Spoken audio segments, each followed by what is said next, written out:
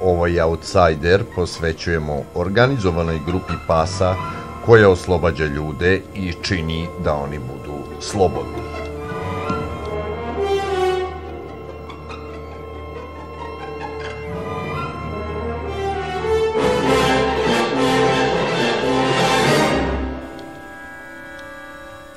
Dva psa po imenu Jackie i Gariša oslobađaju ljude nekonvencionalnim metodama i pritom ne razmišljaju na posledice.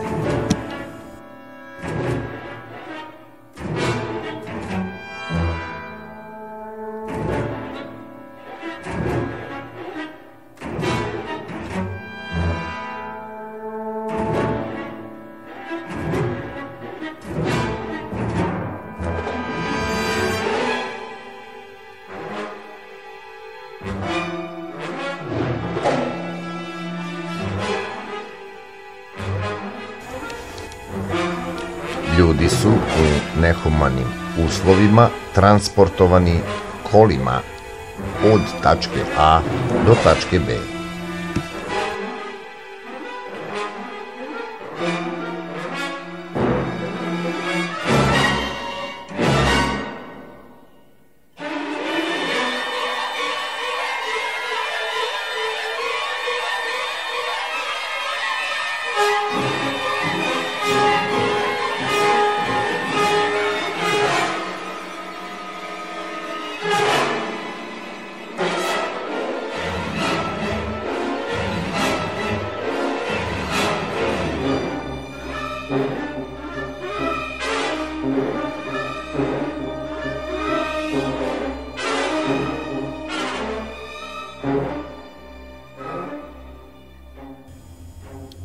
Jadni ljudi nisu znali da će biti zloupotrebljeni za audio i video snimke kojima će se kasnije pojaviti na YouTube i ostalim internet kanalima.